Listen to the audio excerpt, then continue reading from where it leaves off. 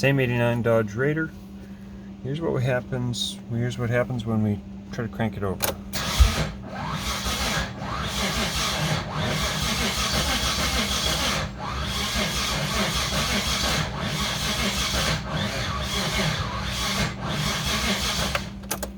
I mean, to me it sounds like it's trying to go backward, like it's 180 out. What you can see from the previous video, it's not 180 out. It's exactly where it should be. So am I doing something wrong? What's the deal?